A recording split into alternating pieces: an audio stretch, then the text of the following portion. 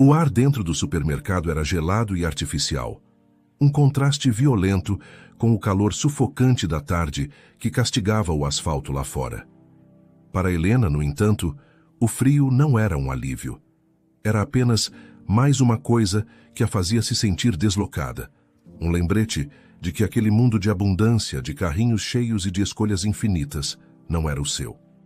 O peso em seus ombros não era apenas o do seu filho Theo, de 3 meses, que dormitava em um sling velho e desbotado contra seu peito. Era um peso existencial, a soma de todas as contas não pagas, das noites mal dormidas e da solidão que se tornara sua companheira constante. A fila do caixa parecia se esticar por quilômetros. Cada bip do leitor de código de barras soava como uma batida de um relógio, marcando o tempo que a separava do inevitável momento da verdade. Theo se mexeu, soltando um pequeno resmungo. Helena o embalou suavemente, o coração apertado. Ele não sabia nada sobre dinheiro, sobre a crueldade dos números. Para ele, o mundo era apenas o calor do corpo dela, o som de seu coração e a fome que começava a despertar em sua barriguinha. Uma fome que Helena temia não poder saciar em breve. Finalmente chegou a sua vez. Ela colocou seus poucos itens na esteira com um cuidado quase reverente. Um pacote de fraldas tamanho M, uma lata de leite em pó que era a única marca que não prendia o intestino de Theo, um pacote de lenços umedecidos e, por um breve momento de otimismo, uma barra de chocolate barata para si mesma. Um pequeno luxo que ela já se arrependia de ter pego. Deu 63, disse a jovem caixa, com a voz monótona de quem repetia aquela frase centenas de vezes por dia. Seus olhos, maquiados com um delineador afiado, passaram por Helena sem realmente vê-la, focando em algum ponto acima de sua cabeça. O número atingiu Helena como um soco no estômago. 63 reais. Era uma fortuna. Era um universo de distância do que ela tinha. Com a mão trêmula, ela abriu a pequena bolsa gasta e derramou o conteúdo na outra palma. Um punhado de moedas de R$1, 50, 25 e 10 centavos. Ela as contou ali mesmo, sob a luz fria e impiedosa do supermercado. A vergonha começou a queimar em suas bochechas, subindo até a raiz dos cabelos.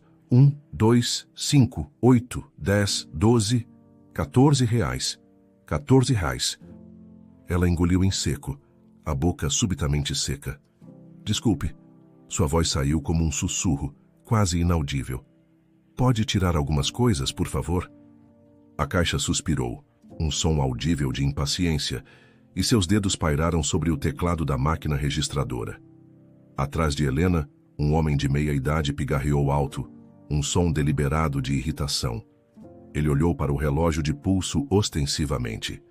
O calor no rosto de Helena se intensificou, tornando-se uma febre de humilhação. Pode tirar a lata de leite em pó, disse ela, o coração se partindo. Theo precisava do leite, mas as fraldas eram uma necessidade ainda mais imediata. A última fralda em casa já estava em uso há mais tempo do que o recomendável. A caixa removeu o item. O novo total piscou na tela. 21 reais. Ainda um abismo que suas moedas não podiam cruzar. O chocolate também e os lenços, continuou Helena, a voz cada vez mais fraca. Sentia os olhares das outras pessoas na fila como agulhas em suas costas. Ela era um obstáculo, um problema, um lembrete incômodo de uma realidade que todos preferiam ignorar. Moça, tem gente na fila, sabia? A voz masculina atrás dela ressoou áspera e sem qualquer traço de compaixão. As lágrimas arderam nos olhos de Helena, mas ela as forçou a recuar. Não choraria ali. Não daria a eles essa satisfação. Pode registrar só as fraldas, por favor?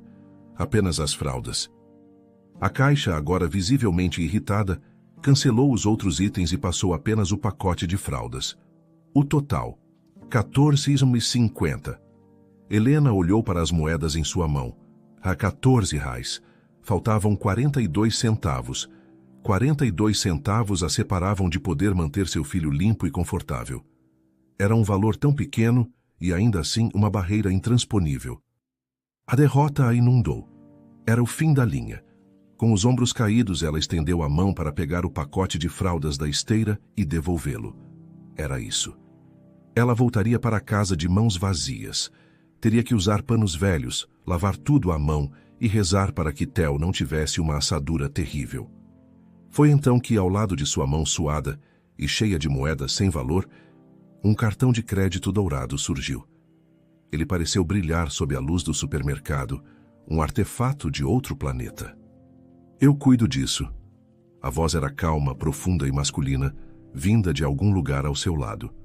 Helena ergueu os olhos, piscando para afastar a névoa de desespero. Parado ali, estava um homem que parecia ter saído da capa de uma revista de negócios. Ele vestia um terno azul marinho impecável, cortado com uma precisão que gritava dinheiro. Seu relógio de pulso era elegante e discreto, mas Helena sabia instintivamente que só ele valia mais do que 6 meses do aluguel de seu minúsculo apartamento. Seus sapatos de couro brilhavam. Mas não foi sua roupa ou seu ar de riqueza que prenderam a atenção de Helena. Foram seus olhos. Eram de um castanho escuro, e neles havia uma gentileza inesperada, uma profundidade que parecia ter visto dificuldades, mesmo que fosse impossível imaginar que tipo de dificuldade aquele homem poderia ter enfrentado. Não, por favor, eu não posso aceitar, disse Helena, o orgulho lutando contra a necessidade avassaladora. Mas já era tarde. Ele já havia entregue o cartão dourado à caixa, que o pegou com um respeito repentino, sua atitude mudando instantaneamente. Pode passar tudo o que estava no carrinho dela, o leite, os lenços, tudo. Ele instruiu, sua voz não deixando espaço para argumentos. Senhor, não é necessário de verdade, ela insistiu, sentindo-se ainda menor e mais exposta. Para mim é, ele respondeu com um meio sorriso que não alcançou totalmente seus olhos tristes.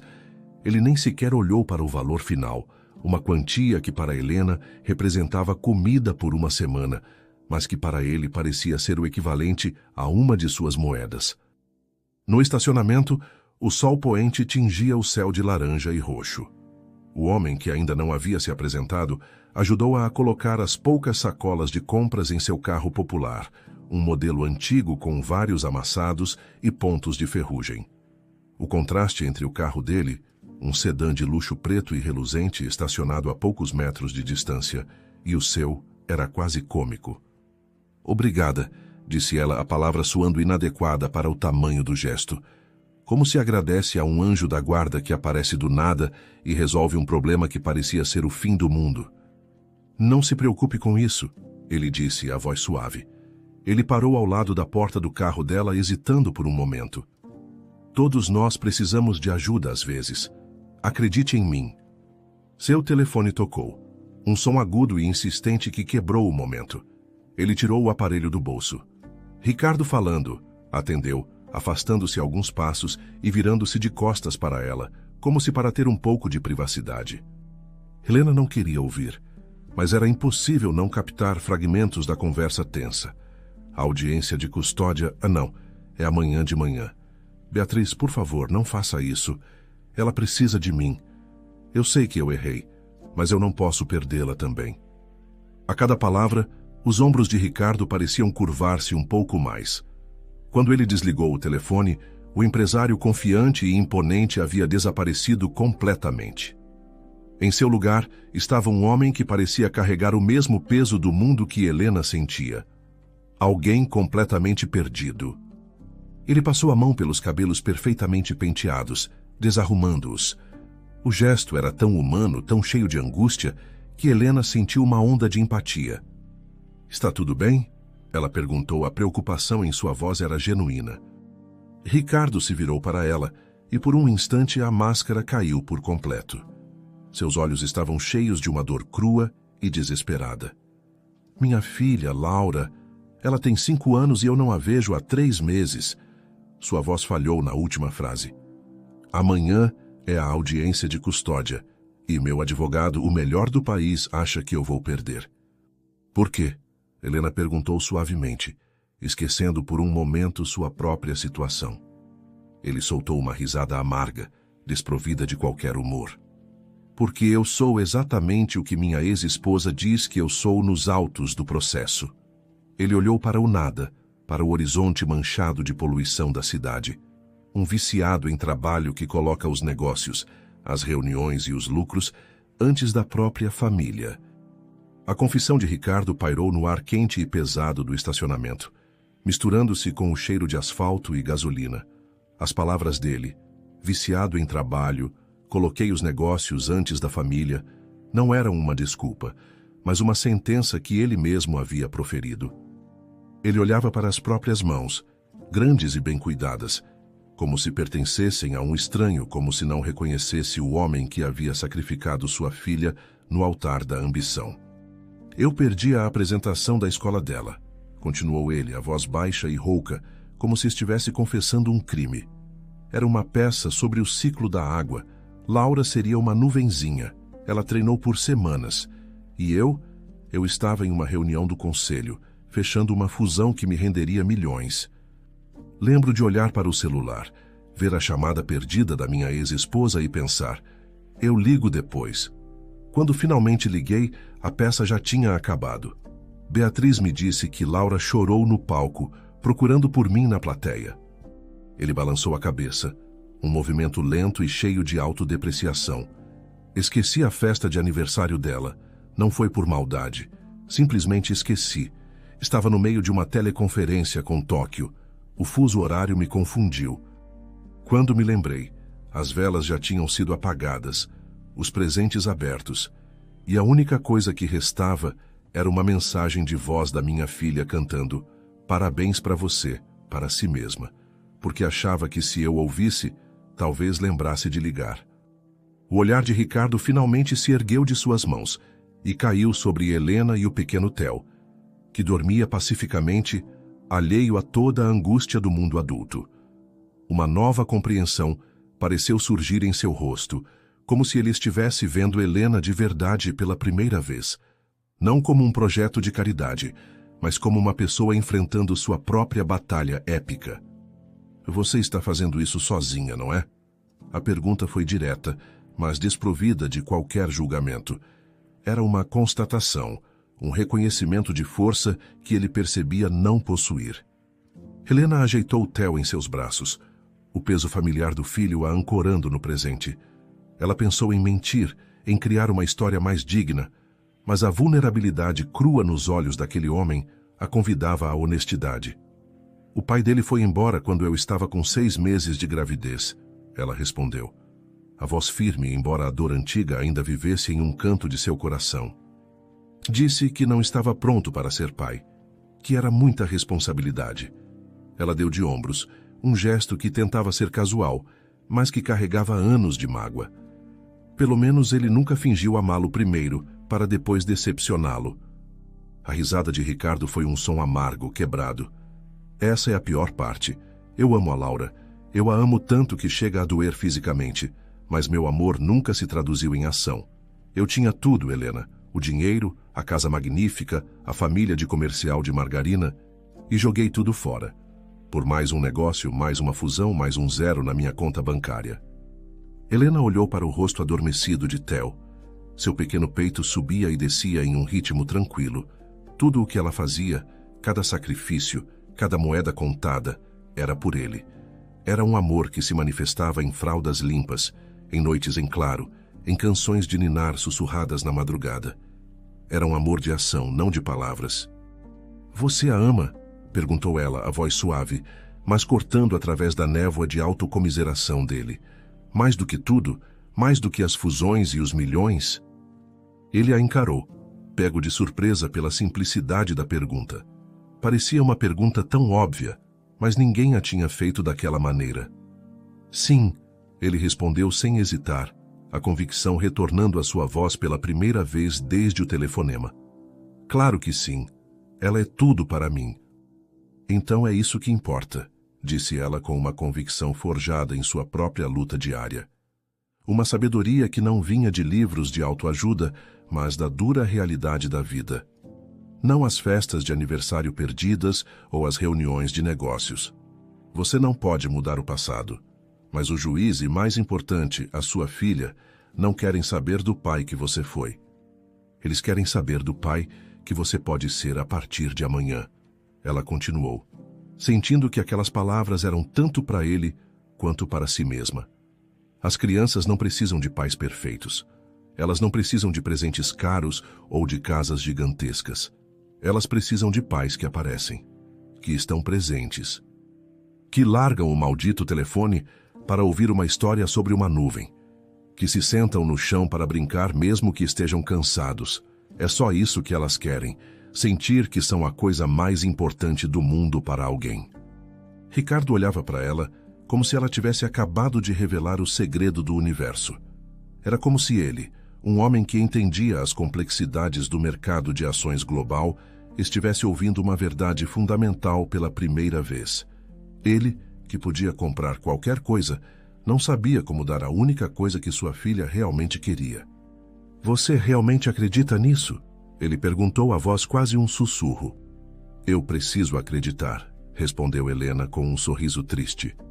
"Porque presença é tudo o que tenho para dar ao Theo agora. E eu tenho que acreditar que isso é o suficiente." Eles ficaram em silêncio por um longo momento, um silêncio preenchido pelo zumbido distante do trânsito e pelo canto das cigarras ao anoitecer. Um empresário multimilionário e uma mãe solteira contando moedas, unidos por um fio invisível de desespero parental. O sol poente lançava sombras longas entre os carros, unindo as sombras deles em uma só, como se para sublinhar sua vulnerabilidade compartilhada. "Posso te pedir uma coisa?" Ricardo disse finalmente, a voz hesitante e incerta. Era o tom de um homem que não estava acostumado a pedir nada. "E eu sei que isso vai soar completamente insano, mas você me ajudaria?" Helena franziu a testa. "Ajudar você? Como? Eu não conheço juízes, não sou advogada." Não com o caso," ele disse rapidamente. "Ajudar-me a aprender." Ele fez um gesto vago com a mão, como se tentasse agarrar a ideia no ar. Aprender a ser um pai de verdade, não apenas o cara que paga as contas e aparece no Natal. Você sabe como fazer isso. Mesmo com todas as dificuldades, você sabe o que é importante." Eu perdi o rumo. Ele pareceu envergonhado, desviando o olhar para seus sapatos caros. "Eu te pago, é claro. Pagarei o que você precisar. Um salário. Cubro todas as suas despesas, apenas me ensine, A proposta era tão absurda, tão saída de um filme, que Helena quase riu. Ela que mal conseguia comprar fraldas, contratada como consultora de paternidade para um milionário. A ironia era esmagadora. Ela olhou para o rostinho adormecido de Theo, seu pequeno tesouro, sua maior responsabilidade. Depois olhou de volta para aquele estranho desesperado que havia pago por suas compras e agora estava implorando para que ela lhe ensinasse algo que ela mesma ainda estava aprendendo aos trancos e barrancos a cada dia. Uma resposta cínica estava na ponta de sua língua, mas então ela viu a sinceridade no rosto dele. Não era um capricho de um homem rico, era o pedido de socorro de um pai aterrorizado. "Eu não quero o seu dinheiro, Ricardo", disse ela, e a decisão se formou em seu coração, clara e forte como o nascer do sol. Manter um placar financeiro sobre isso só estragaria tudo. O rosto dele caiu, pensando que era uma recusa. "Mas", continuou ela, "se você realmente quer mudar, se você realmente quer estar lá para sua filha e não apenas para ganhar um caso no tribunal, sim, eu te ajudo." O alívio que inundou o rosto de Ricardo foi tão palpável que quase o transformou. A tensão em seus ombros se dissipou, e pela primeira vez, o sorriso que ele lhe deu alcançou seus olhos, fazendo-os brilhar com uma fagulha de esperança. "Obrigado", ele sussurrou a palavra carregada de uma gratidão imensa. "Você não sabe o que isso significa." Ele lhe deu seu número de telefone, e enquanto caminhava em direção ao seu carro de luxo, parecendo um pouco mais leve, Helena o chamou. "Ricardo!" Ele se virou a mão na maçaneta da porta. "Boa sorte amanhã, esteja presente. É só isso que você precisa fazer." Ele acenou com a cabeça, um gesto de compreensão e gratidão, e entrou no carro. O motor ronronou suavemente e ele partiu, desaparecendo no trânsito da noite. Helena ficou parada no estacionamento por um longo tempo, com as compras que não podia pagar no banco de trás e a estranha, vertiginosa sensação de que sua vida, que até uma hora atrás parecia estar em um beco sem saída, tinha acabado de dar uma guinada completamente inesperada em uma estrada desconhecida. 3 semanas se passaram. 3 semanas em que Helena releu a mensagem de Ricardo com seu número de telefone uma dúzia de vezes, convencida de que ele não ligaria.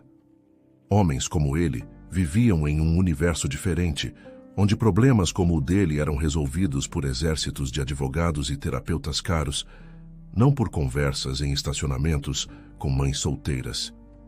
Mas na tarde de uma terça-feira, enquanto ela saía do centro comunitário onde dava aulas voluntárias de alfabetização para adultos, ela o viu. Ele estava encostado em seu carro de luxo, mas algo estava diferente. O terno caro havia sido substituído por um jeans escuro, um suéter de cachemira cinza e tênis, que, embora claramente caros, eram, ainda assim, tênis. Ele parecia menos um magnata e mais um pai comum tentando se encaixar no portão da escola. A mudança era tão marcante que Helena quase sorriu.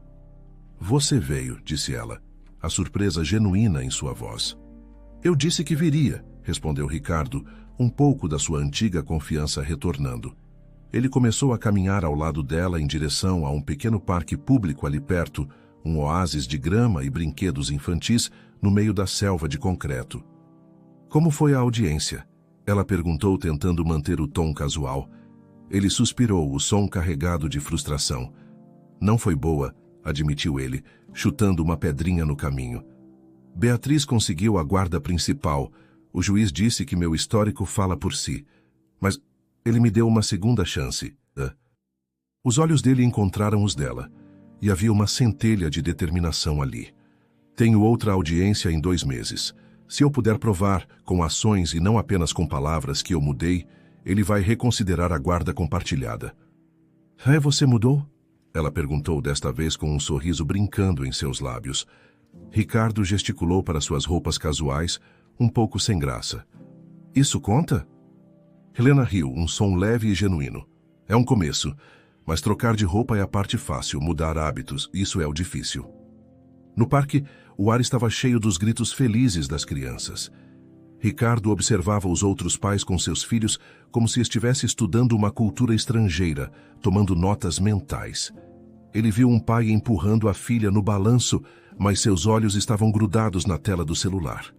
A conversa de negócios audível a metros de distância.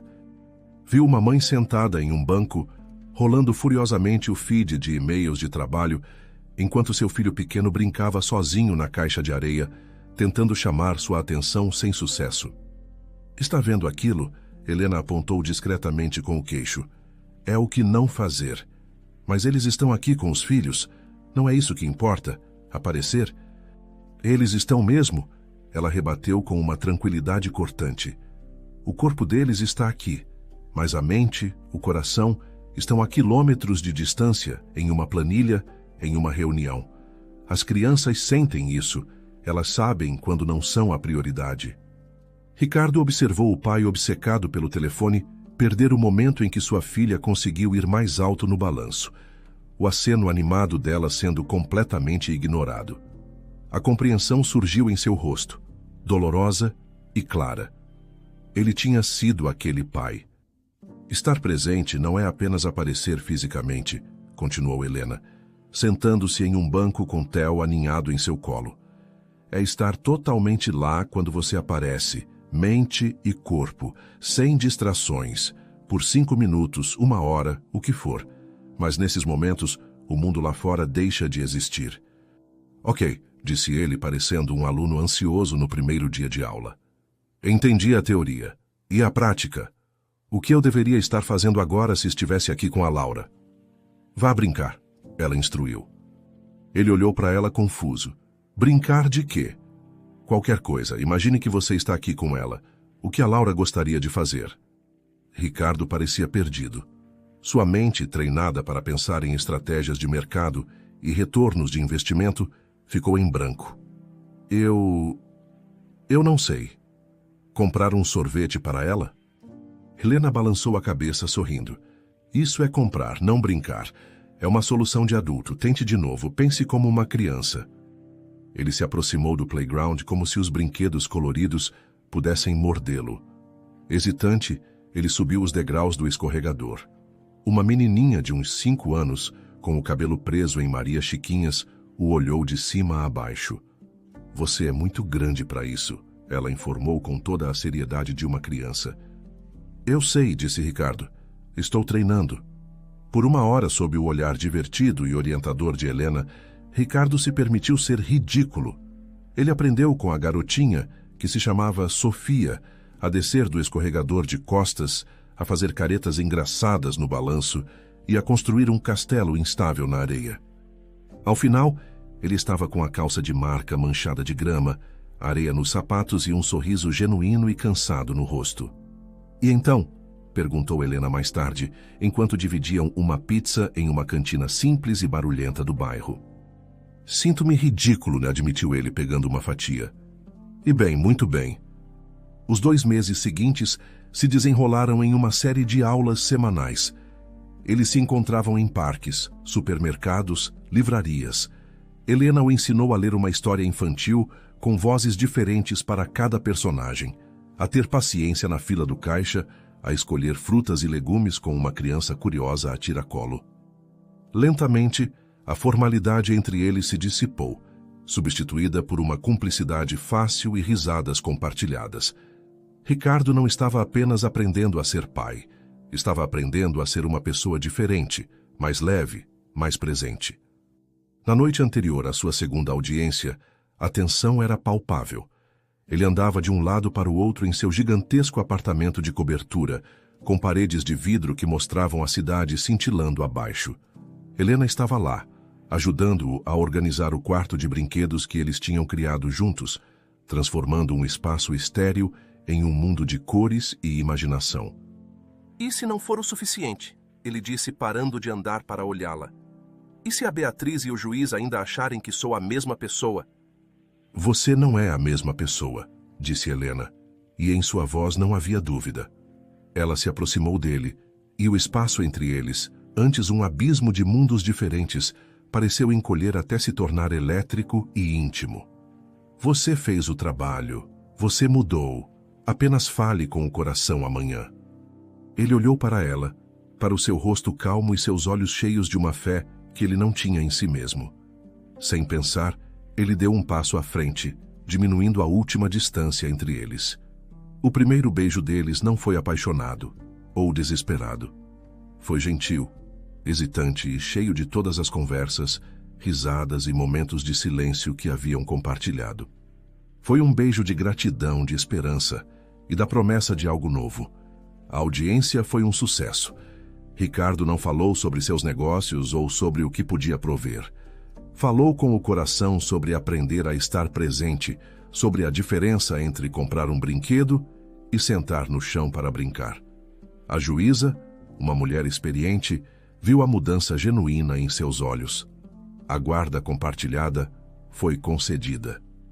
Naquela mesma tarde, ele trouxe Laura, uma menina vibrante de 5 anos com um vestido amarelo e o cabelo preso em um rabo de cavalo, para conhecer Helena e Theo. O coração de Helena batia forte. Laura, esta é a Helena, disse Ricardo, a voz embargada de emoção. Ela tem ajudado o papai a aprender a ser um pai melhor. Laura olhou para Helena com grandes olhos verdes curiosos, os mesmos olhos que Helena via no espelho todas as manhãs. Ela inclinou a cabeça para o lado. Você parece alguém que eu conhecia, disse Laura, a voz suave e infantil. O coração de Helena parou. Um arrepio percorreu sua espinha. O que você disse, querida? Minha mamãe me mostrou uma foto uma vez, de muito tempo atrás. Laura continuou, alheia à súbita tensão no ar. Ela disse que eu tinha uma irmã mais velha chamada Helena, mas que ela foi para o céu quando eu era bem pequenininha. O mundo pareceu inclinar-se sob os pés de Helena. O ar ficou rarefeito. Ela se agarrou ao encosto de uma cadeira para se firmar. Laura, qual é o sobrenome da sua mamãe? Ela perguntou, a voz um fio, embora já soubesse a resposta com uma certeza terrível e avassaladora. O nome da mamãe é Beatriz, mas o nome dela antes era Beatriz Matos, antes de ela se casar com meu primeiro papai. As pernas de Helena cederam. Matos, ela sussurrou, o nome como um fantasma em seus lábios. O nome do meu pai era Davi Matos. O rosto de Ricardo ficou pálido como cera. O quebra-cabeça se encaixou em sua mente com uma clareza brutal. O primeiro marido da Beatriz foi Davi Matos, disse ele, a voz oca de choque. Ele foi embora quando a Laura tinha 2 anos. Helena olhou para a menina de olhos verdes, sua imagem refletida neles. A dor do abandono, uma ferida que ela pensava ter cicatrizado, abriu-se novamente, fresca e sangrando. Ele me deixou quando eu tinha 13 anos, disse Helena, a voz vazia de toda a emoção. Ele é meu pai. Ela ergueu o olhar para Ricardo, a verdade inacreditável e devastadora finalmente dita em voz alta. Laura é minha meia-irmã. O silêncio que se instalou no luxuoso apartamento de Ricardo era uma coisa viva, pesada e sufocante. Ele preencheu os espaços entre os móveis de design, subiu pelas paredes de vidro e abafou o som distante da cidade lá embaixo. A revelação de Helena, Laura é minha meia-irmã, ainda pairava no ar, uma granada que havia explodido no meio da sala, deixando todos atordoados pelo impacto. Theo, em seu bebê conforto, era o único alheio à devastação, emitindo um pequeno som de contentamento enquanto dormia. Laura foi a primeira a quebrar o feitiço. Ela soltou a mão de seu pai e deu um passo cauteloso em direção a Helena, seus grandes olhos verdes, os olhos do pai que as abandonou, fixos nela com uma intensidade que desmentia sua pouca idade. Você é mesmo minha irmã? Perguntou a menina, a voz um sussurro cheio de uma esperança frágil. Minha irmã de verdade? Helena olhou para aquela criança, um espelho de seu próprio passado, um elo de sangue que ela nunca soube que existia. Uma onda de emoções conflitantes e violentas a inundou. Havia a alegria estonteante e milagrosa de encontrar uma família que ela pensava não ter. Havia a dor aguda e familiar do abandono, agora duplicada, compartilhada com aquela pequena figura. Havia a raiva, quente e amarga, contra o pai que havia semeado tanta dor e depois desaparecido. E, acima de tudo, um amor protetor, avassalador e feroz por aquela menina que também tinha sido deixada para trás. Sim, querida, Helena conseguiu dizer, a voz embargada. Eu sou sua irmã. Laura não hesitou nem por um segundo. Como se tivesse esperado por aquela confirmação por toda a sua curta vida, ela se lançou para a frente e se agarrou às pernas de Helena, envolvendo-a em um abraço apertado e desesperado. Helena caiu de joelhos para recebê-la, e os braços da menina se fecharam em volta de seu pescoço. Eu sabia que você não tinha ido para o céu, soluçou Laura contra o ombro de Helena. Eu sempre falei para a mamãe, mas ela não acreditava. Eu sabia que você era real. Helena a abraçou de volta, inalando o cheiro de shampoo de morango de seu cabelo, e sentiu as lágrimas que ela segurara por tanto tempo finalmente escorrerem por seu rosto. Por cima da cabeça de Laura, ela encontrou o olhar atônito de Ricardo. Em uma única tarde, ela havia ganhado a irmã que nunca soube que tinha, e descoberto que o homem por quem estava se apaixonando, o homem que ela estava ensinando a ser pai, estava intrinsecamente ligado à sua dor mais profunda. Ele era o padrasto de sua irmã. Sua ex-esposa era a mulher com quem seu pai reconstruiu a vida depois de destruir a dela. A complexidade da situação era um nó impossível de desatar.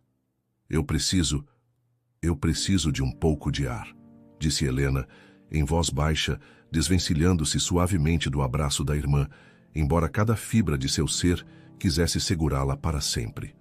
Ela se levantou com as pernas trêmulas e caminhou até a imensa varanda.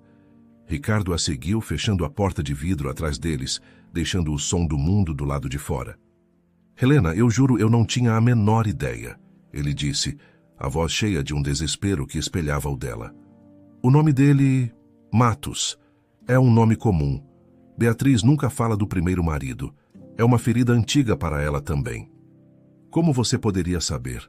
Ela respondeu, a voz oca, enquanto agarrava o parapeito de vidro frio, olhando para as luzes da cidade que começavam a piscar, indiferentes ao caos que se instalara em suas vidas. Provavelmente a Beatriz também não sabia de mim. Ou se sabia, o que ele contou a ela? Que tipo de monstro ele me fez parecer para justificar ter me deixado? A cidade se estendia abaixo deles, uma tapeçaria de luzes e vidas, cada uma com seus próprios dramas e segredos. Mas para Helena, parecia que todo o peso daquelas histórias havia desabado sobre ela. O que isso significa para nós? Ricardo perguntou e Helena pôde ouvir o medo em sua voz. O medo de que a resposta fosse nada. Ela fechou os olhos. Nós. A palavra que começara a soar tão certa, tão cheia de esperança, agora parecia perigosa. Ela olhou através do vidro para Laura, que agora se aproximava curiosamente de Theo, tocando seu pezinho com um dedo. 2 irmãos, separados pelo abandono de um homem, reunidos pelo acaso na sala de estar de outro. Eu não sei, ela admitiu, e a honestidade em suas palavras era pesada como chumbo. Isso é muito mais complicado do que eu pensava. Não precisa mudar nada entre nós, ele argumentou, dando um passo em sua direção, a mão estendida. Isso é sobre o passado, sobre eles, não sobre nós. Não precisa. A voz dela subiu beirando a histeria. Ricardo, ela não é mais apenas a sua filha, a menina que eu estava te ajudando a reconquistar. Ela é minha irmã, o sangue do meu sangue, minha única família, e eu não posso arriscar perdê-la de novo. Você não vai perdê-la. Eu nunca deixaria isso acontecer. Você não sabe disso. A voz de Helena falhou, a dor de uma menina de 13 anos vindo à tona. Meu pai nos deixou, nós duas. Ele era nosso pai, e ele foi embora. E se o problema for genético? E se amar demais, se importar demais for o que afasta as pessoas? E se eu estragar tudo? O medo, um antigo e familiar companheiro, a envolveu como um manto frio. Aquele padrão a aterrorizava. Um homem entra em sua vida, cria um laço e depois vai embora. Seu pai fez isso. O pai de Theo fez isso. E agora Ricardo, o homem que ela estava deixando entrar em seu coração, estava irremediavelmente ligado à origem de toda a sua dor. Ele estendeu a mão para tocar seu braço, mas Helena recuou como se tivesse levado um choque. Eu preciso de tempo, ela disse, as palavras saindo com dificuldade. Tempo para pensar, para entender o que tudo isso significa. Eu não consigo respirar aqui. Com uma resolução dolorosa, ela se virou e voltou para dentro, passando por ele como se ele fosse um estranho. Ela pegou a bolsa de Theo, suas mãos se movendo de forma mecânica. Laura correu até ela, os olhos verdes agora cheios de lágrimas e de uma compreensão infantil e aterrorizada de que algo estava terrivelmente errado. Você não vai embora para sempre, vai? Ela perguntou a voz trêmula. Como o papai Davi fez? A inocência da pergunta foi como uma faca girando no coração de Helena. Ela se ajoelhou ficando na altura de Laura e segurou os bracinhos da menina. Não, meu amor, eu não vou te deixar. Ela prometeu, rezando para que pudesse cumprir. Eu juro que não vou. Eu preciso de um pouco de tempo para entender tudo isso na minha cabeça.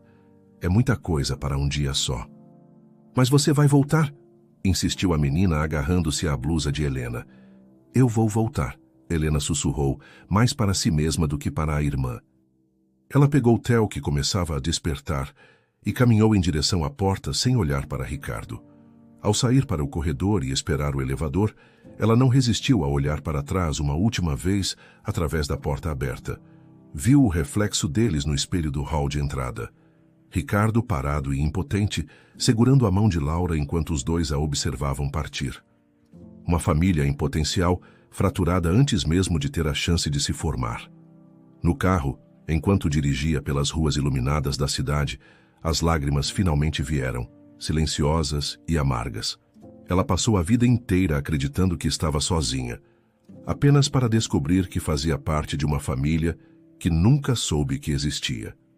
Que o amor que estava florescendo em seu coração, a esperança de um futuro diferente, agora estava ameaçado pelo peso esmagador de uma verdade complicada demais para suportar.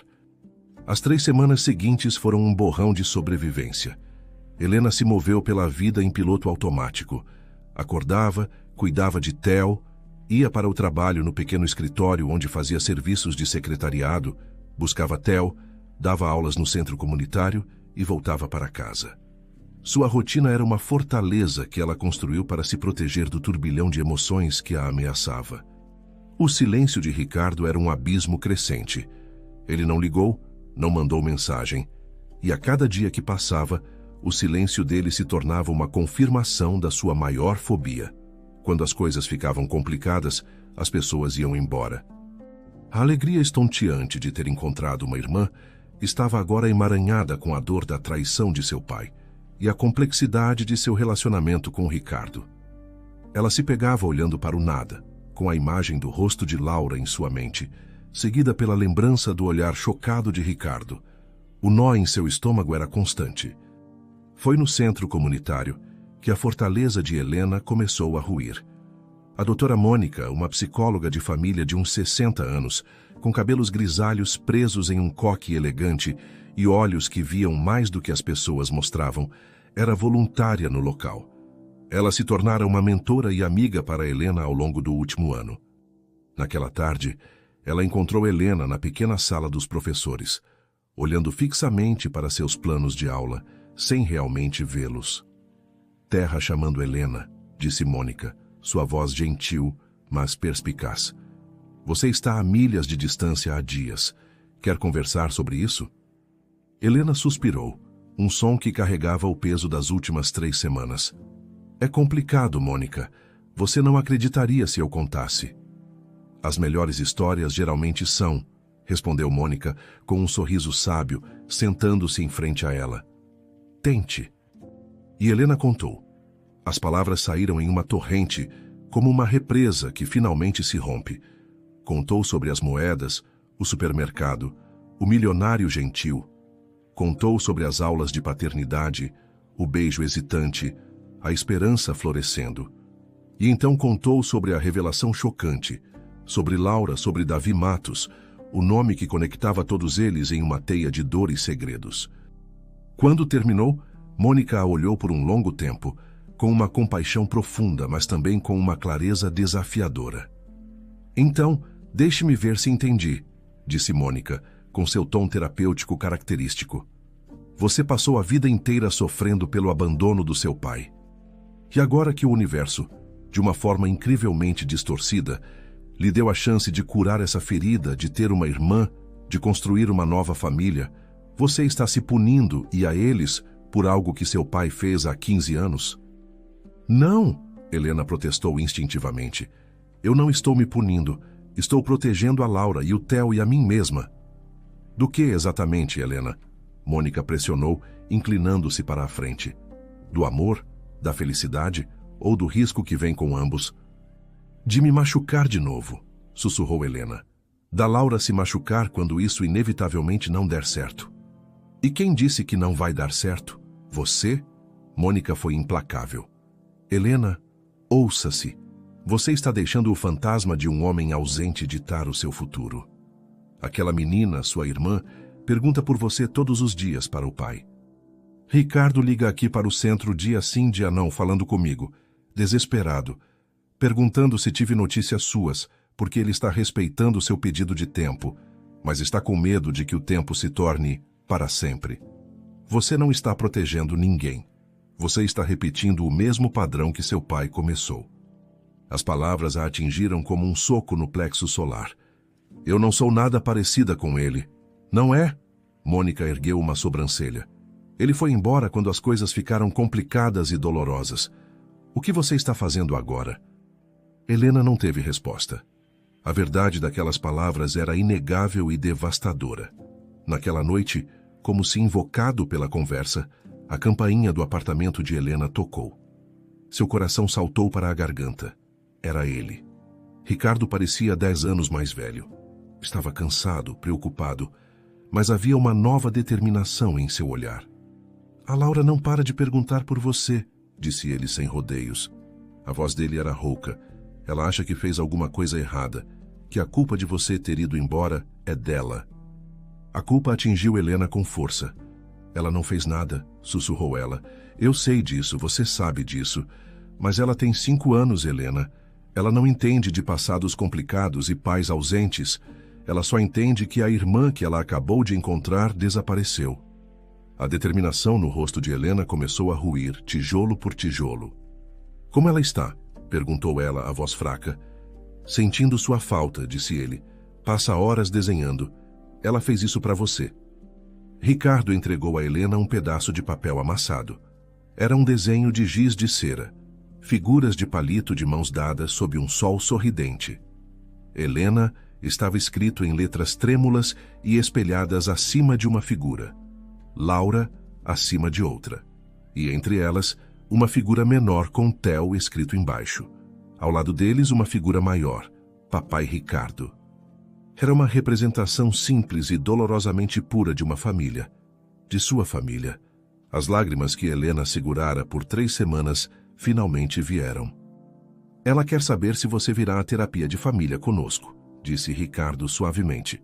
A Mônica sugeriu. A Mônica? Helena ficou surpresa, olhando para ele através das lágrimas.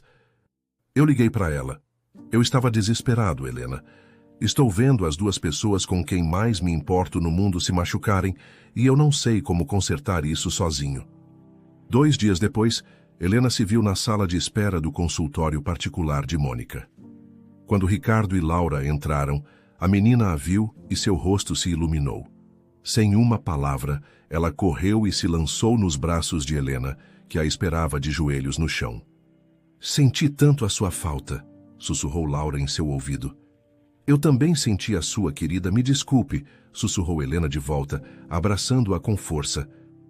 Nas semanas seguintes, com a orientação calma e firme de Mônica, eles começaram a navegar pelas águas turbulentas de suas emoções. Falaram sobre abandono, sobre medo, sobre o que significava ser uma família. Por que o papai Davi deitou a gente? Laura perguntou durante uma sessão, com a lógica direta de uma criança. Helena respirou fundo, olhando para Ricardo em busca de apoio. Ele lhe deu um aceno encorajador. Às vezes, querida, os adultos ficam com muito medo e se sentem muito perdidos, explicou Helena, escolhendo as palavras com cuidado. E quando isso acontece, eles tomam decisões ruins que machucam as pessoas que eles amam. Não significa que foi sua culpa ou minha. A culpa foi do medo dele. Mas você voltou, disse Laura, olhando-a nos olhos. Sim, eu voltei. Você vai embora de novo se ficar com medo? Helena olhou para Ricardo, que a observava com o coração na mão. Depois, olhou de volta para sua pequena e sábia irmã. Eu não quero ir, mas às vezes os adultos cometem erros quando estão com medo. Ah, então não fique com medo, disse Laura com a simplicidade mais profunda do mundo, como se tivesse resolvido a equação mais difícil de todas.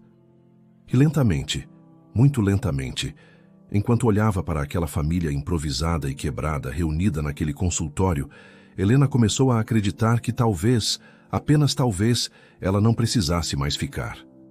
A terapia familiar tornou-se a âncora que os impediu de naufragar. Semanalmente, eles se sentavam no consultório de Mônica, um espaço seguro onde medos podiam ser ditos em voz alta e as feridas podiam ser limpas sem julgamento. Para Helena, foi um lugar para desaprender a lição tóxica de que o amor era sinônimo de abandono. Para Ricardo, foi onde ele aprendeu a ouvir com o coração e não com a cabeça. Para Laura, foi o lugar onde ela pôde fazer todas as perguntas que guardava, recebendo respostas honestas que, embora por vezes dolorosas, eram sempre envoltas em amor. Lentamente, a dinâmica entre eles começou a mudar. As visitas de Helena ao apartamento de Ricardo, antes repletas de uma tensão frágil, tornaram-se mais longas, mais fáceis. Ela não era mais a consultora de paternidade. Era uma parte essencial do ecossistema daquele lugar. As noites de pizza se transformaram em jantares de terça-feira. Os encontros no parque se tornaram rotina de fim de semana. Sem que ninguém dissesse em voz alta, eles estavam tecendo uma rotina familiar. Helena e Laura caíram em um ritmo fácil e natural de irmandade que curava ambas.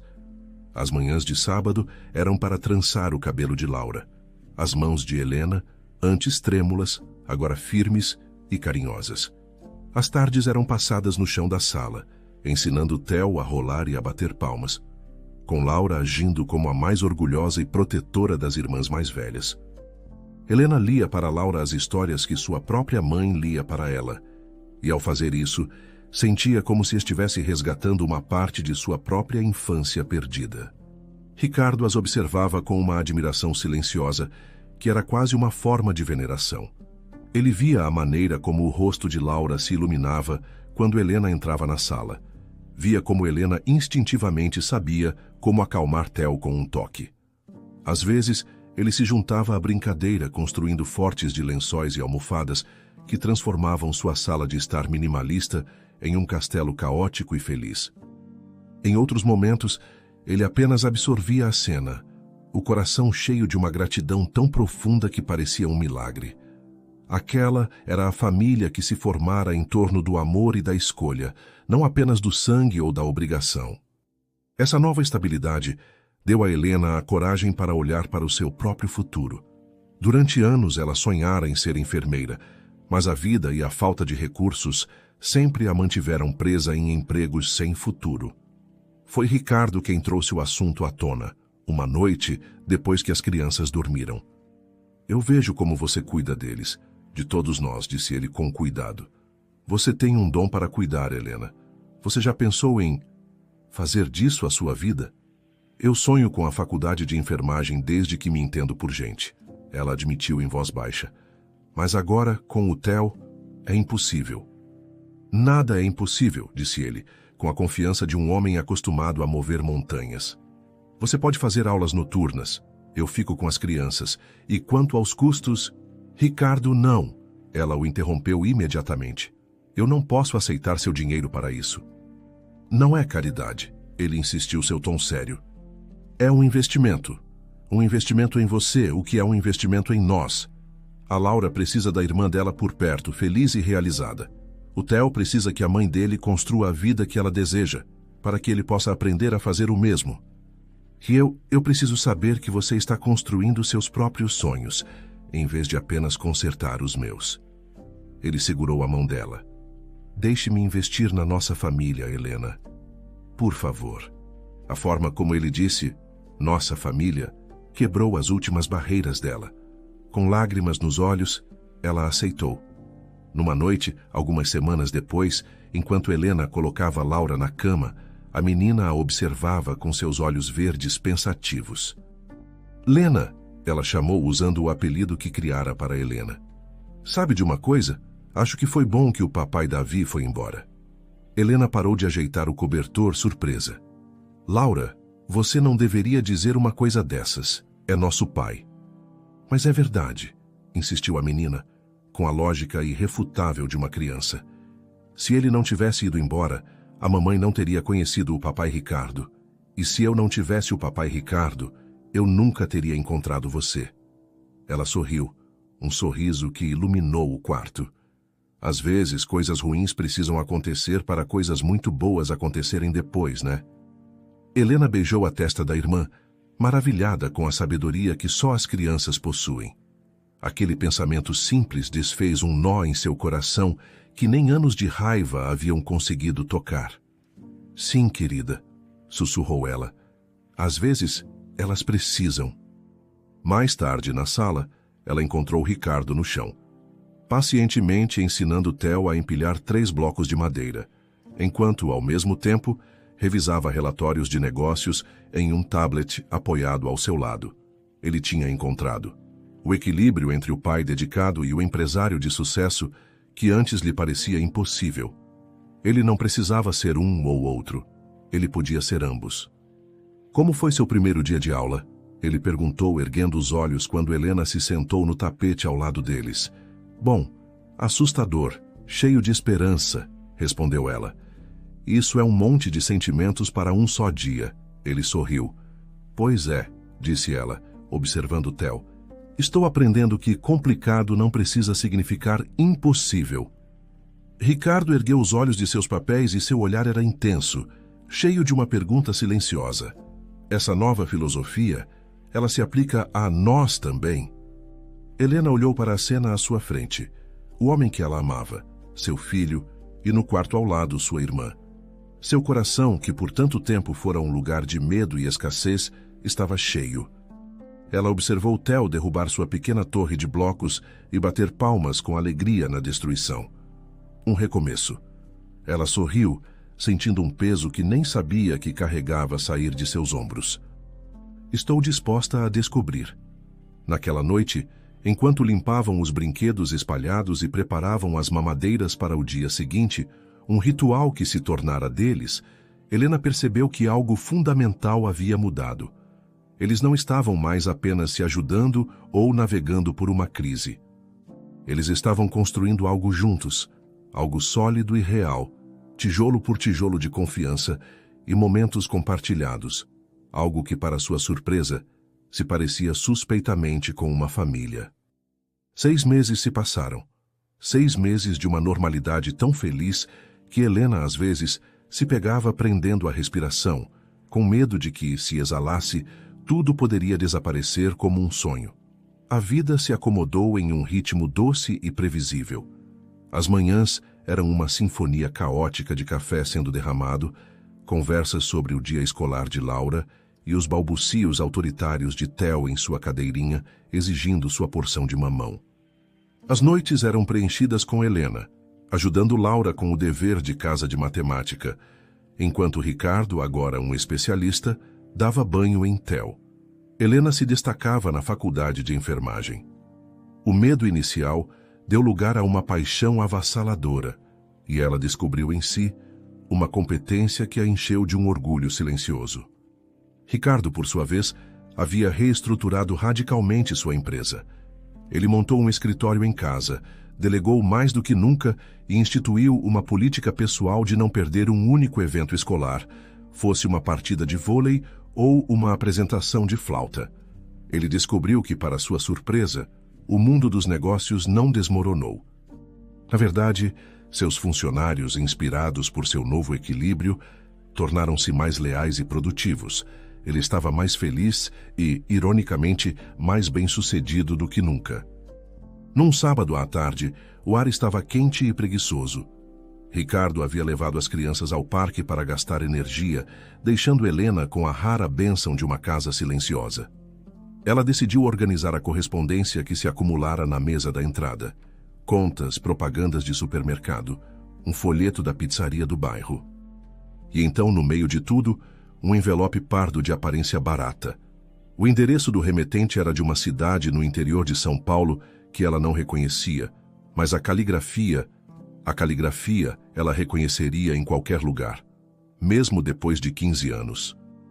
Era a letra inclinada e levemente floreada de seu pai. Suas mãos começaram a tremer. O envelope pareceu pesar 1 tonelada. Por um longo momento, ela apenas o encarou, o coração batendo descontroladamente em seu peito. Parte dela queria rasgá-lo em 1000 pedaços e jogá-lo no lixo. Outra parte, a menina de 13 anos que ainda vivia dentro dela, precisava desesperadamente saber o que havia dentro. Com os dedos trêmulos, ela o abriu. A carta era escrita em um papel de caderno simples, e era um pedido de desculpas, cru, doloroso e sem qualquer tentativa de justificação. Minha querida Helena, começava. Eu não sei se você vai ler esta carta, e eu não a culparia se a jogasse fora. Não há palavras que possam reparar o que eu fiz. Abandonar você foi o maior erro e o maior arrependimento da minha vida. Não há um dia em que eu não pense nisso. Isso não é uma desculpa, mas uma explicação. Eu estava doente. A depressão e o vício em álcool me consumiram de uma forma que eu não sabia como combater. Eu me sentia um fracasso tão grande como homem e como pai que caí na mentira que minha própria doença me contava. A de que você e sua mãe estariam melhores sem mim. Foi a mentira mais covarde que um homem pode contar a si mesmo. Estou sóbrio há 4 anos, Helena. Faço terapia, frequento reuniões e estou tentando, um dia de cada vez, reparar os danos que causei. Foi através de um velho amigo em comum que soube que você estava na cidade cursando enfermagem. Um amigo me mandou uma foto sua que viu em uma rede social com seu filho. Ele é lindo, Helena. Tenho orgulho de você. Mais orgulho do que tenho o direito de ter. Você se tornou uma mulher incrível, apesar de mim, não por minha causa. Eu entendo se você nunca mais quiser me ver. Eu aceitarei seu silêncio como a consequência que mereço. Mas se, e apenas se, você estiver disposta, eu gostaria da chance de me desculpar pessoalmente. Eu sonho com a chance de conhecer meu neto, e talvez, se você me permitir, tentar ser para ele o avô que eu nunca aprendi a ser como pai, com todo o amor que eu nunca soube mostrar, Davi. Dentro do envelope havia 2 fotos, uma dele em um grupo de apoio, o braço ao redor de outro homem, ambos sorrindo, outra dele em um canteiro de obras, usando um capacete, parecendo mais velho, mais grisalho, o rosto marcado pelo tempo e pelos erros, mas seus olhos continham algo que Helena nunca tinha visto antes: paz. Ela ainda estava olhando para a carta, paralisada, quando Ricardo voltou com as crianças, que entraram em casa como um furacão de risadas e sapatos sujos de areia. "Tudo bem, meu amor?" Ele perguntou, notando imediatamente seu rosto pálido e a forma como ela segurava o papel. Sem dizer uma palavra, ela lhe entregou a carta. Ele a leu ali mesmo, em pé no meio da sala, enquanto Laura e Theo corriam para o quarto de brinquedos. Quando terminou, ele a olhou com uma compaixão profunda e infinita. Ele não disse: "Jogue isso fora", ou "Você precisa perdoá-lo". Ele apenas se aproximou, colocou as mãos nos ombros dela e perguntou suavemente: "O que você quer fazer?" "Eu não sei", sussurrou ela. "Por 15 anos, eu imaginei o que diria a ele se o visse de novo. Eu tinha discursos inteiros na minha cabeça, cheios de raiva e dor. Agora eu não consigo me lembrar de nenhuma palavra." "Ele te machucou", disse Ricardo, sua voz firme, validando a dor dela. "Ele te machucou de uma forma que ninguém deveria ser machucado." "Ele destruiu nossa família", disse ela, as lágrimas começando a se formar. "Sim, ele fez." "Mas ele também é o pai da Laura", ponderou Helena, olhando na direção do quarto onde sua irmã brincava, alheia a tudo. "E ele é o avô do Theo. A Laura nem se lembra dele direito. Talvez isso seja um presente. Ela pode conhecê-lo como ele é agora, sem todo o peso do passado que eu carrego." Naquela noite, depois que as crianças finalmente dormiram, eles se sentaram em silêncio na varanda. Helena segurava o telefone, com o número da carta visível na tela. Finalmente, ela respirou fundo e ligou. Davi atendeu no segundo toque, a voz hesitante, trêmula de esperança e medo. "Alô? Pai?" A palavra saiu estranha da boca de Helena. Houve um som engasgado do outro lado da linha. "Helena? Filha, é você mesmo?" "Sou eu", ela respondeu. E eles conversaram. Por 2 horas eles falaram sobre o passado, sobre o presente. Ela não gritou. Ela não o acusou. Ela apenas ouviu. E chorou. No final da ligação, ele disse: "Eu sei que não posso desfazer o que fiz. Não posso te devolver sua infância. Mas se você me deixar, eu gostaria muito de tentar fazer parte do seu futuro." "Não é mais só sobre mim", disse Helena, e seu olhar encontrou o de Ricardo, que fingia ler um livro, mas ouvia cada palavra, dando-lhe espaço e apoio. "Eu tenho um filho, o Theo, e a Laura. Ela está aqui. Ela é minha meia-irmã." "Eu sei sobre a Laura", disse Davi, a voz carregada de uma tristeza antiga. "Soube que ela está com uma boa família." Helena olhou para Ricardo, para o homem que a ensinou a estar presente, que amava sua irmã como se fosse sua, que segurou sua mão enquanto ela enfrentava seus maiores fantasmas. "Ela está com a melhor família", disse ela, a voz firme e cheia de uma nova convicção. "Ela está conosco." 2 semanas depois, Helena estava no saguão de desembarque do aeroporto, sentindo o zumbido ansioso da multidão e o ar-condicionado gelado em sua pele. Ricardo estava ao seu lado, uma presença silenciosa e sólida, segurando sua mão. Theo estava no carrinho, e Laura, que insistira em vir, se agarrava à outra mão de Helena, seus olhos grandes varrendo a multidão. Dentro de Helena, um nó de nervosismo, raiva e uma esperança aterrorizante se apertava a cada anúncio de voo. 15 anos. Em 15 anos, ela havia se tornado mulher, se apaixonado, tido seu coração partido, se tornado mãe. E agora, o homem que havia perdido tudo isso estava prestes a atravessar aquele portão. E então ela ouviu, Ele parecia menor do que em suas memórias. A figura imponente que assombrava sua infância havia sido substituída por um homem de ombros ligeiramente curvados, o cabelo mais ralo e quase todo branco, o rosto marcado por sulcos que não eram apenas da idade, mas do arrependimento. Ele carregava uma única mala pequena e seus olhos percorriam a multidão com uma ansiedade que espelhava a dela. Quando seus olhares se cruzaram, ele parou. O tempo pareceu congelar. Ele caminhou em direção a eles, e a cada passo, o coração de Helena batia mais forte. Quando ele parou na frente dela, as palavras que ela ensaiou por anos morreram em sua garganta. Ele não disse nada, apenas olhou para ela, e as lágrimas escorreram livremente por seu rosto vincado, e então ele a abraçou. Foi um abraço hesitante, quase temeroso, mas quando os braços dele a envolveram, algo dentro de Helena se quebrou. Era o cheiro dele, um vago odor de sabonete e loção pós-barba barata, misturado com algo que era unicamente dele. Por um instante, ela não era uma mulher de 28 anos. Era novamente uma menina de 13, e seu pai estava em casa. Ela se permitiu, por um breve segundo, desabar naquele abraço, antes que a realidade a trouxesse de volta. "Você está linda, filha", disse ele, a voz embargada, enquanto se afastava para olhá-la. Igualzinha à sua mãe. A menção à sua mãe, falecida há 5 anos, foi uma punhalada doce e dolorosa. Helena apenas acenou, incapaz de falar. O encontro com as crianças foi ainda mais delicado. Os olhos de Davi se encheram de mais lágrimas ao ver Theo, um garotinho de olhos curiosos que o encarava do carrinho. "Meu neto", ele sussurrou, como se a palavra fosse sagrada. Laura, no entanto, que fora tão corajosa até então, ficou subitamente tímida. Ela se escondeu atrás das pernas de Ricardo, espiando o estranho que todos diziam ser seu pai.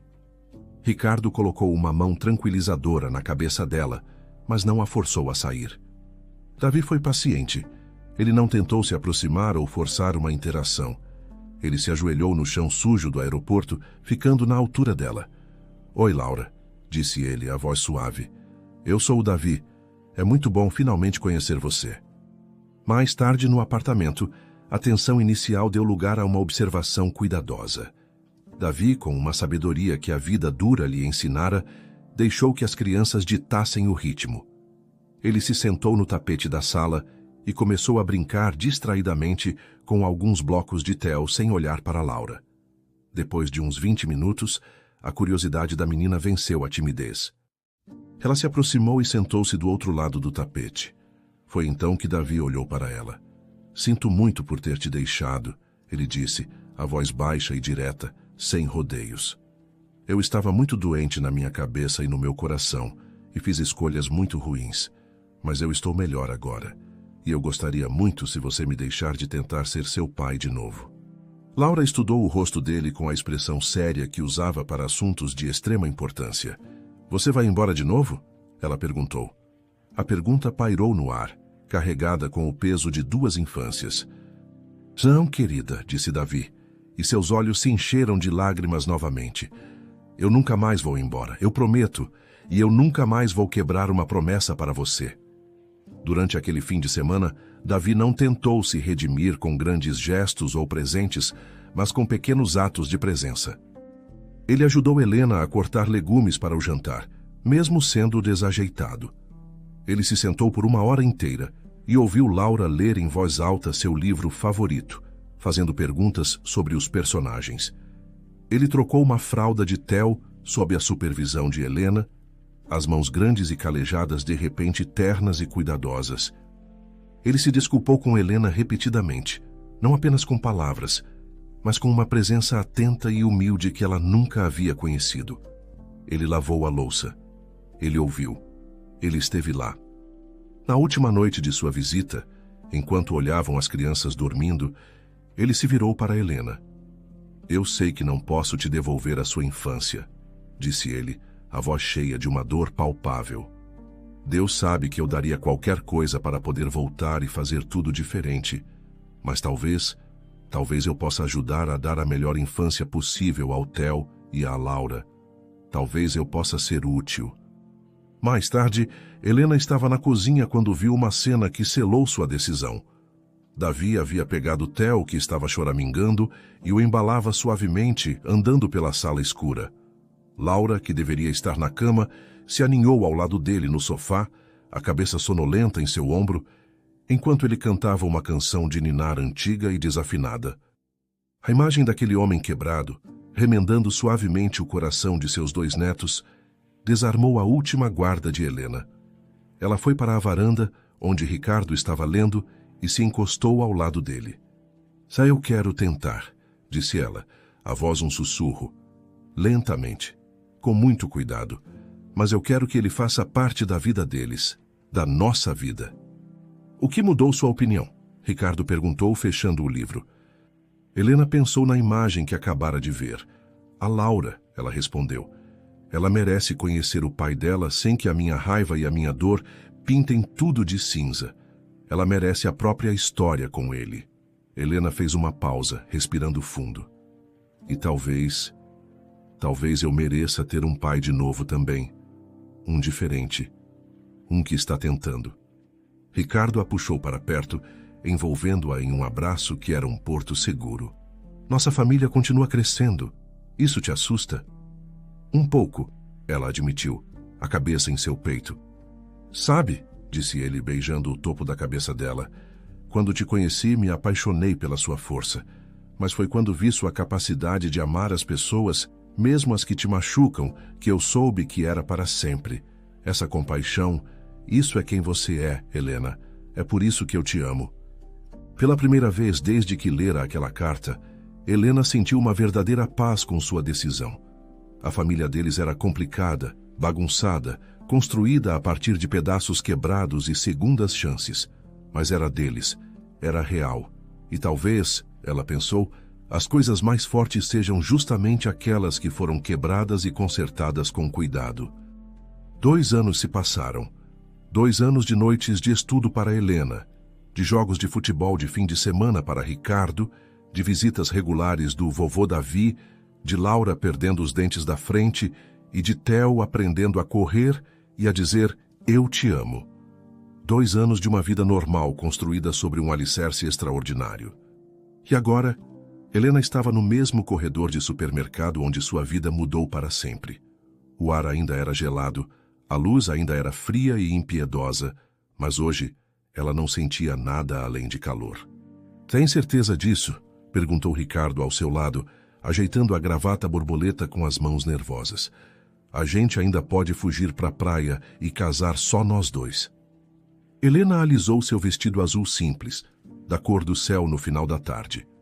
Ela verificou seu reflexo na porta de vidro de um freezer, vendo não uma mãe desesperada, mas uma mulher feliz com o homem que amava ao seu lado. "Nunca tive tanta certeza de nada em toda a minha vida", respondeu ela apertando a mão dele. A gerente do supermercado, uma senhora simpática e de descendência asiática chamada Sra. Chen, ficou absolutamente encantada quando o casal pediu permissão para fazer seu anúncio no exato local onde se conheceram.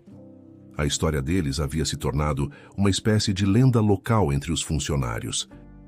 O que era para ser uma pequena reunião com amigos próximos e familiares, no entanto, se transformou em um evento de bairro, com vizinhos e alunos de alfabetização de Helena se espremendo entre as gôndolas de biscoitos e produtos de limpeza.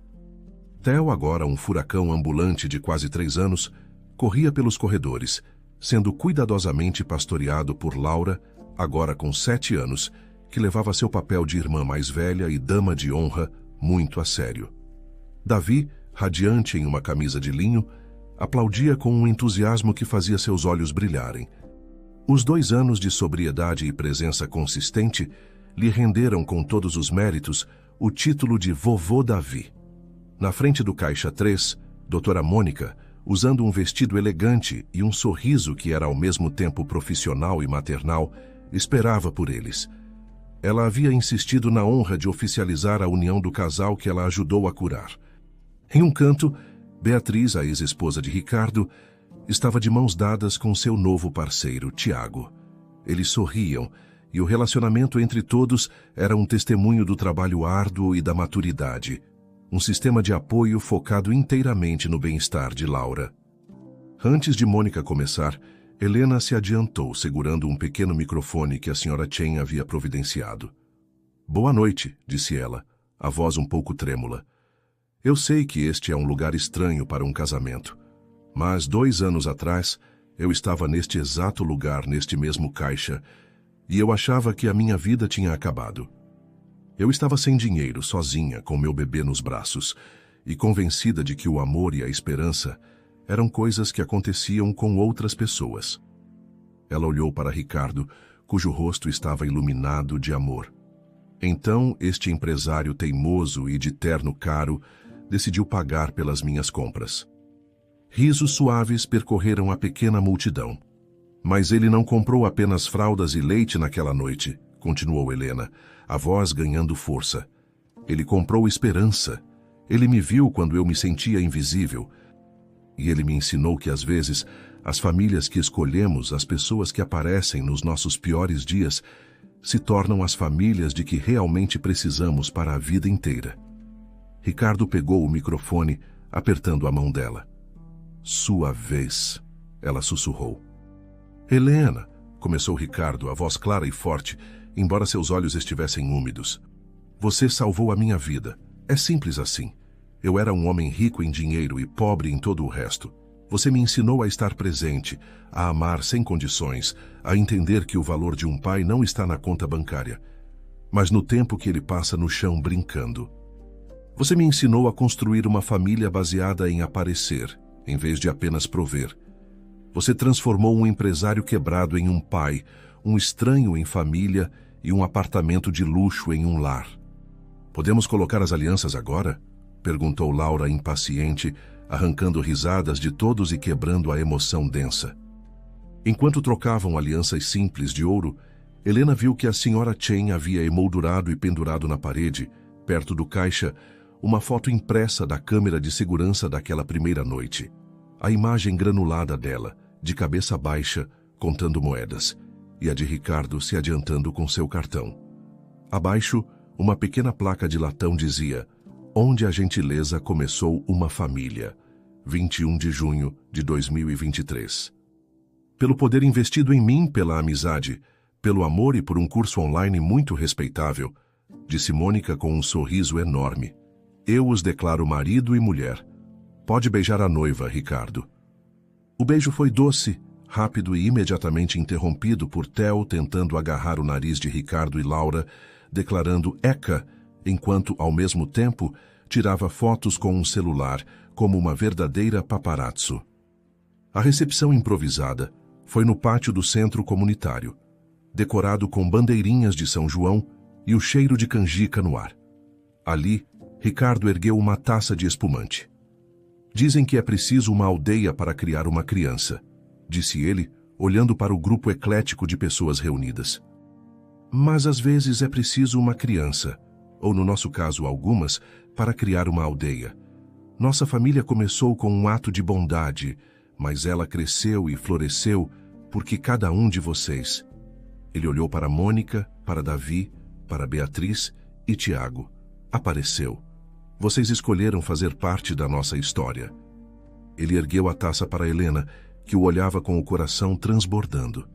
"E um brinde à mulher que me ensinou que a vida mais rica não é medida em reais, mas em momentos, em histórias para dormir, em joelhos ralados que são curados com um beijo, e em encontrar o amor no corredor de um supermercado. Eu te amo."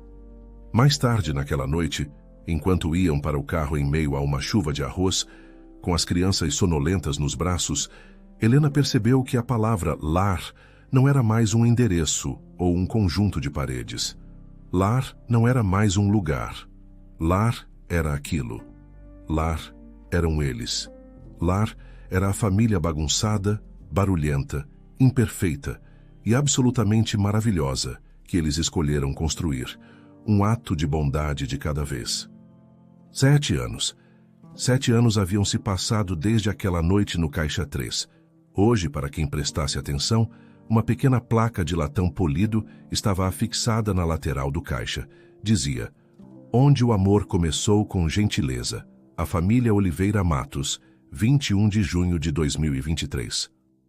Helena, agora com 33 anos, era a supervisora de enfermagem da ala pediátrica do maior hospital da cidade. Com sua experiência e empatia, ela se especializou em dar apoio a famílias que enfrentavam o diagnóstico de doenças graves em seus filhos. Inspirados por sua própria jornada, ela e Ricardo haviam lançado a Fundação Recomeçar, uma organização sem fins lucrativos que já havia ajudado centenas de pais e mães solo com tudo, desde auxílio para creches e cestas básicas à assistência jurídica e psicológica de emergência. A história de Helena se tornou a missão de sua vida. Seu celular vibrou no bolso do jaleco. Uma mensagem de Ricardo. O treino de futebol atrasou 15 minutos. Vovô Davi já está buscando a janta. Pizza de novo, por demanda popular. Jantar em família às 18 horas em ponto. Amo você. Ela sorriu. Em casa, o caos controlado de uma família com 3 filhos reinava supremo. Theo, agora com 7 anos, estava em uma fase de construir fortes elaborados com todas as almofadas da casa. Laura, com 12 anos, era a editora de fotografia do jornal da escola. Uma pré-adolescente observadora e de alma artística que via o mundo através de uma lente de beleza e compaixão. E havia a mais nova adição, Alice, de 3 anos. Ela havia chegado a 2 por meio da adoção. Sua mãe biológica, uma adolescente assustada, havia lido um artigo de jornal sobre a Fundação Recomeçar e escolhido especificamente o casal para criar sua filha. Alice tinha os cabelos escuros e os olhos expressivos de Ricardo e o queixo teimoso e determinado de Helena. Ela era a prova viva de que o legado deles já criava raízes. Atualmente ela estava sentada no colo de Davi, ambos cobertos de tinta guache azul, rindo histericamente. Ricardo chegou em casa às 6 em ponto, ainda usando seu apito de treinador de futebol no pescoço. Seu império imobiliário continuava a prosperar, mas agora era estruturado em torno do tempo em família. Ele treinava o time de futebol de Theo e nunca perdia uma exposição de fotografia de Laura. A Joana marcou o primeiro gol dela hoje, disse ele a Helena, dando-lhe um beijo. A mãe dela estava na arquibancada e chorou. Eu talvez tenha me emocionado um pouco também, admitiu ele, sem vergonha. Durante o jantar, a conversa era uma mistura animada. Theo contava sobre seu gol no treino, Laura discutia os planos para o fim de semana que passaria com mamãe Beatriz e papai Tiago, e Alice narrava em detalhes uma briga muito séria entre suas 2 bonecas. Era um testemunho do trabalho árduo e do respeito mútuo que todos haviam investido para criar uma família misturada que funcionava com amor, não com obrigação. Mais tarde, enquanto as crianças tomavam banho, Davi chamou Helena de lado na cozinha. Ele segurava uma carta. É da minha tia-avó, irmã da minha mãe. Ela mora na Bahia. Alguém mandou para ela o artigo sobre a fundação. Ela quer se reconectar. Conhecer você, a Laura. Helena olhou para a carta. Mais família, mais histórias, mais complicações. 7 anos atrás, isso a teria aterrorizado. Agora, ela olhou para a sua cozinha barulhenta e feliz, para a lousa na parede coberta de desenhos e listas de compras, para Ricardo tentando, sem sucesso, impedir que Theo transformasse a espuma do banho em um chapéu. Ela sorriu para seu pai, cujo rosto, antes um mapa de dor, era agora sereno e contente. Acho que nossa família sempre tem espaço para mais uma história, pai. Naquela noite, a data exata do aniversário de 7 anos do encontro deles, Ricardo e Helena estavam sentados no balanço da varanda, uma tradição que haviam criado. As crianças finalmente dormiam, a casa estava silenciosa, e o ar da noite trazia o cheiro de jasmim do jardim. Pronta? Perguntou Ricardo. Pode mandar. Ele sorriu e fez sua pergunta anual. Algum arrependimento? Helena pensou seriamente, como sempre fazia. Ela se lembrou do peso das moedas na mão, da humilhação queimando seu rosto, da sensação fria e oca do desespero absoluto. Lembrou-se de acreditar que estava sozinha e que sempre estaria. Depois, olhou para a porta de vidro, onde um reflexo mostrava a silhueta deles lado a lado. Não, disse ela finalmente, a voz firme e cheia de paz. Nenhum arrependimento. Porque tudo aquilo, cada luta, cada erro, cada momento de dúvida, nos trouxe exatamente até aqui. De dentro da casa, ouviram a voz sonolenta de Theo chamando: "Mãe, água." Antes que Helena pudesse se mover, ouviram os passos pacientes de Laura no corredor. "Tudo bem, maninho. Eu pego para você." As crianças logo apareceram na varanda, declarando em uníssono que não conseguiam mais dormir. Sem discussão, Ricardo e Helena abriram espaço no balanço. Theo se aninhou no colo de Helena, Laura se encostou em Ricardo. Momentos depois, Davi, que havia esquecido seus óculos de leitura na sala, apareceu e, vendo a cena, simplesmente se sentou nos degraus da varanda, contente em apenas estar perto. Sob o céu estrelado da cidade, cercada pelas pessoas que se tornaram sua família por escolha, por acaso e por perdão, Helena refletiu sobre a verdade milagrosa de que, às vezes, os piores e mais sombrios momentos de nossas vidas se tornam, de alguma forma, as portas de entrada para os melhores. 7 anos atrás, ela era uma mãe em dificuldades contando suas últimas moedas, acreditando não ter nada. Naquela noite, ela era exatamente quem deveria ser, uma mulher que aprendeu que a maior riqueza não vem do que acumulamos em nossas mãos, mas de quem escolhemos segurar em nossos corações. Tudo começou com um ato de gentileza em um supermercado, mas floresceu e se tornou um legado, porque todos eles, repetidamente, em todos os dias que se seguiram, escolheram aparecer para o amor.